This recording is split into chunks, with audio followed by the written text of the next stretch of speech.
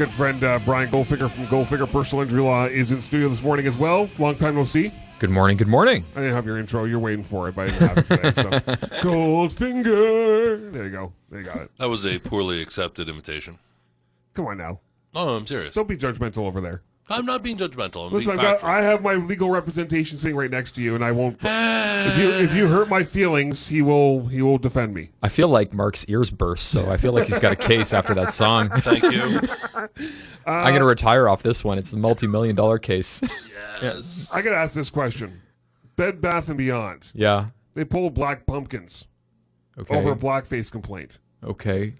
Complaints were lodged by Wilbur Aldridge, the regional director of the National Association of the Advancement NAACP, yeah. after he saw two black pumpkins set up outside a local law firm. Outside a local law firm? Yeah. Oh. The pumpkins in question were picked up at Bed Bath & Beyond. So Okay. they have since now pulled those black pumpkins. All right. All right, you pulled black pumpkins. He said that retailers should have known the item was offensive. But what if the pumpkin was naturally black?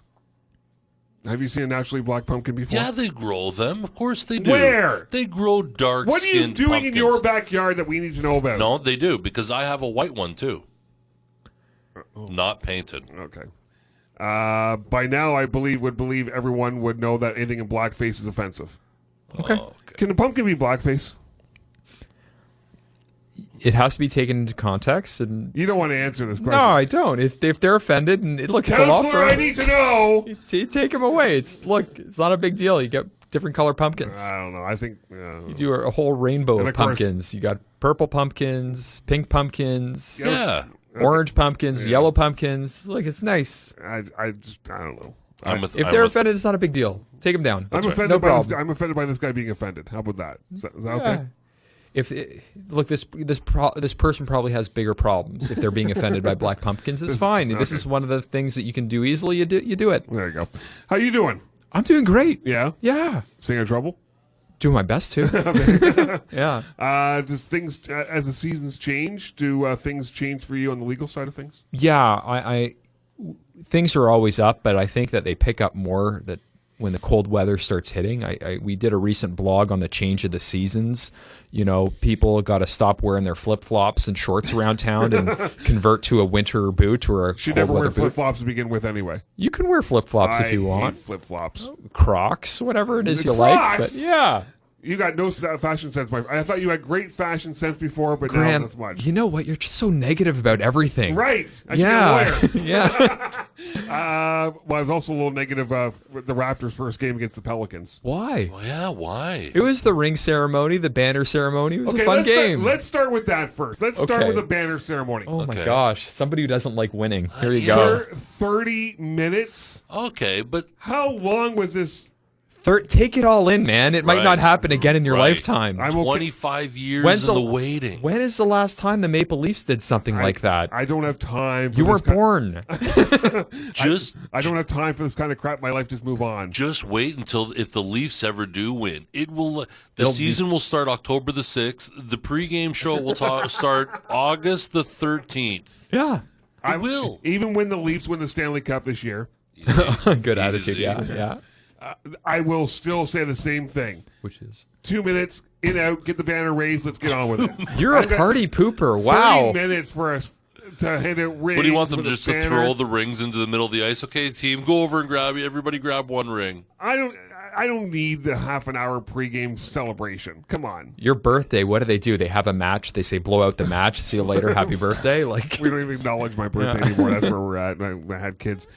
I don't know. I was wanting to watch the game. That's what I wanted.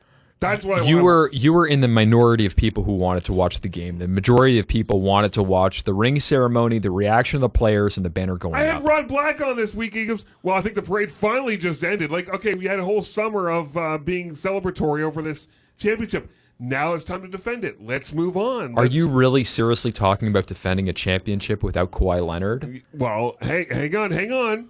Settle it down over there. Because if you listen to a lot of Talking Heads, we had somebody on Rome this week, too. I can't remember his name. I apologize. Okay. Where he said, you know what, he's talking with some of the teams that are going to be in contention this year. He goes, you know what? don't rule out the Raptors this year. They potentially could still be making some noise this year, even without Kawhi. They'll make the playoffs if they want to, barring injury. So they're definitely a playoff team. But if you're Masai Ujiri and you look at the roster and you say, are we better talent perspective compared to Milwaukee or Philly?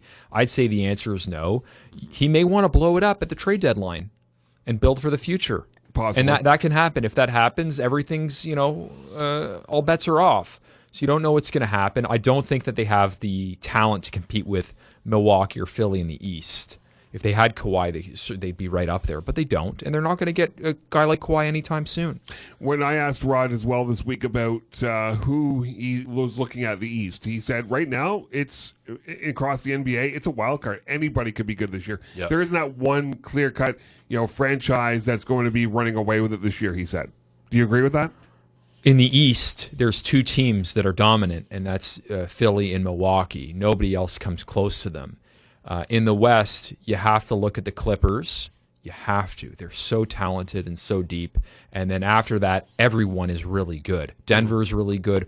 Portland is still good. You never know with LeBron and Anthony Davis. Houston is in the mix. You have a lot of very good teams in the West. You didn't say Golden State. I didn't say Golden State. Why all of a sudden now has Golden State fallen from favor? Golden State doesn't have any defense anymore, as Right. was on display last night. They gave up, I think, 141 points to the LA Clippers without Paul George. So they're without Klay Thompson for, it might be the whole year. And they're without Kevin Durant, and they just don't have that bench depth. And it's too much to ask for Steph to carry the load. And they also lost Andre Iguodala and Sean Livingston, two very switchy, savvy veterans who knew what they were doing. So I just don't see them up there with the other teams. Look, they'll still make the playoffs, Yep. right? They will. They're just not the same team, particularly on the defensive end. What did you see in that first game against the Pelicans? I was blinded by the rings. I didn't see very much. Yeah. You know what I saw, to tell you the truth? It's not so much what I did see, it's what I didn't see. What I didn't see was Kawhi Leonard. And I said, the offense is coming to a halt here. We need to give the ball to somebody to get a bucket. Where's Kawhi? And he wasn't there. He's not on the team. I miss Kawhi. That's the truth. Yeah. And I miss a player the caliber of Kawhi's caliber on the team. And that's the only thing that this team is missing. When you go back and listen to the talking heads talk about how the Raptors were performing when Kawhi was load managing himself, not playing those back-to-backs. 17-5. They still played some pretty good basketball. They did. Mark's right. They were 17-5. They were excellent. But what this team really needs, if they are to take it to that next level, is a superstar, megastar talent like a Kawhi Leonard. They need a top 5 player. That's what you need to win in this league. That's why the Toronto Raptors won a championship last year. They had the best player in the league. But it's not like where you could just have a really good group of guys that could potentially really just go for a big run. You can, and they'll go. You can, and this team can certainly go for a run.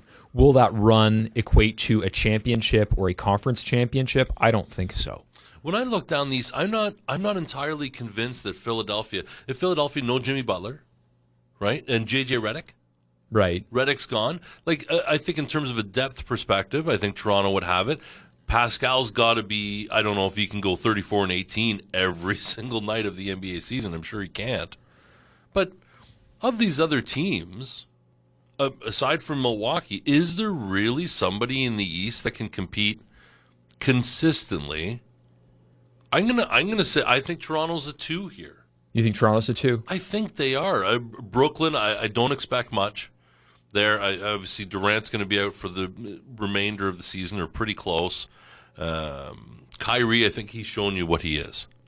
I think Kyrie, now the book is out on Kyrie. I looked at the Knicks. You know what I do like? This is fun. I like Marcus Morris, and I like that the preseason thing. I don't remember who it was from the Wizards. He got into it with the elbow. Right. Yeah. And we're not going to take any nonsense. It reminds me of the early 90s Knicks. Like Oakley and Anthony Mason and Ewing, John Starks. We're not going to take any nonsense. That would be fun, good for the game, yes or no, to have that bad boy sort of, the way the Pistons were in the late 80s, the way the Knicks were in the early 90s. That's good for basketball or no?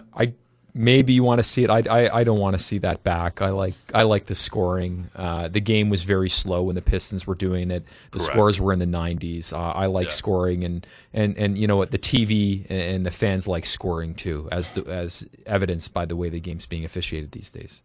Brian Goldfinger of Goldfinger Personal Injury Law. Of course, the Raptors are in action today against the Celtics. The 1-0 Raptors against the 0-1 Celtics. What do you want from that game? Just a win? Just a win. It'll be a tough game. The Celtics, they have talent. They certainly do. And their talent, you can argue, is equally as good as the Toronto Raptor talent. Now that they brought on Kemba, and I know Jason Tatum's great, and Hayward's back, and Jaylen Brown. They have a good, deep team, and they're well coached. And they're going to be in tough tonight. Boston doesn't want to go down 0-2. When I watch the Leafs or the Petes, I want success right off the get-go. Game 1, I want success. So demanding. Well, you know. And you're not a fun guy either. My goodness. It's not a long season. It's not baseball. Right. So for you, what's the litmus test? What's the length of string that you give the Raptors before you go, okay, you guys got to be better now? There's like a 15-game stretch after the All-Star break before the trade deadline. You want to see the team, are they legit or not? So I think the Raptors proved last year the regular season doesn't really mean very much. You focus on the playoffs, and you just want to focus on playing the right way before the playoffs begin. You don't really get that sense until, I believe, after the All-Star break. You can see what's not there before the All-Star break, like if the team is completely dysfunctional and if there are large holes that need to be filled, what those holes are. But in terms of getting off to the right foot, you certainly want to do that. But getting into your groove and into your groove properly, that comes, soon after the All-Star break. Because most of the team is still the same from last year. The majority of them are. There's a few new faces in there, but for the most part, same makeup. So obviously we hope that, and we look to see the guys like Lowry, Van Vliet, Pascal. They're all going to come together pretty quickly, we assume. They have continuity going for them. They certainly do compared to some other teams in the league, yes. If you had 100 extra $90.5, Brian, to hedge a bet here, yes, in that vein about the team is very similar to last year, obviously aside from Kawhi, in that 17-5 vein. If I gave you the over/under for team wins, Toronto Raptors, 46.5. Over. It has to be over. Over, yeah. It's an easy over. That's an easy over. Is that what Vegas said? This is currently the number. The number being provided by Bet365 says the Toronto Raptors at 46.5. Over. It has to be over. Lock it down with Graham's salary. Over. No kidding. Okay, let's put $90,000 down on that. There are other ones here that I think are a lot harder, like the LA Lakers at 50 wins. 50.5 for the Lakers. That's a tough one because they're very dysfunctional. They are very dysfunctional. Like, not personality-wise, just roster construction. Right. It's a funky roster. It's a funky roster. Goldfinger Personal Injury Law, Brian Goldfinger here. Okay, let's talk some fun legal stuff. You talked about the change of the seasons, of course. So what happens now as we get into fall? Time change, colder. You mentioned flip-flops, which are just gross in every single fashion. Not a flip-flop or croc guy. Well, I want to talk a bit about the slip and fall laws. And we just wrote about it on our blog at goldfingerlaw.com. There's a big push in Ontario legislature to introduce a 10-day or a 30-day notice period to report a potential slip and fall claim. And what I tell people is this: it's hard enough to retain a lawyer in 10 or 30 days. It's equally as difficult if you're injured in hospital, you fractured your ankle, you're in a long-term care facility, you're then expected to send a formal legal notice letter within 10 or 30 days. So that's what they're looking to push through legislature. And the reason is they're suggesting that, well, it's very hard for private property owners to find snow maintenance companies with insurance. Yeah. With the greatest respect to that argument, I disagree. I've never met an insurance company that's not willing to take your money. And if you're not happy with rates with insurance company A, you can go to insurance company B, C, D, G, or E. There are plenty of options around there. So this law essentially is giving unnecessary and undue protections to defendants who in many cases don't deserve them or need them, whereas our most vulnerable are being, further penalized. And that's a big problem. And I just want to get that message out there. So if you do have a slip and fall, it's important to lawyer up nowadays faster, more than ever. It's unfortunate that's got to be that way, isn't it? Yeah, it's a narrative that insurance companies try to play out, and it's a false narrative, because if it happens to your mom or a loved one and they're old and they're in hospital, they don't have access to internet because they don't have internet. The phone book they can't get because they're in the hospital. They don't know where to turn to for a lawyer. And then the insurance company turns around and says, sorry, your notice period has expired. We can't accept your claim. And they're left with all this hardware in their ankle or their knee or their leg or whatever it is, and they don't get the compensation or treatment they deserve. Everybody knows that's not right. It's just not. And that's what we're there fighting with every day. Where can people find you if they are involved in a slip and fall or anything else? Visit the website, goldfingerlaw.com, or you can always email me at Brian, Brian, at goldfingerlaw.com, or if you're one of those seniors, unfortunately, and you don't have the internet, you can always call us toll-free at 1-877-730-1777. Will you take me to Raptors game? Is that happening soon? You want me to take you to a Raptor game? Well, yeah, I don't have that. I'm only taking you if you're going to have a positive attitude that's not and not complain about any pre-game introduction. Oh, this is too long. Oh, this popcorn is too salty. Oh, this beer is too hoppy. My goodness. Okay, so then we're out then. All right. Brian Goldfinger, Goldfinger Personal Injury Law, Toronto. Goldfinger. What's the website again? Goldfingerlaw.com. Goldfingerlaw.com. I knew that. Yeah. Too busy being pissed off. That's why.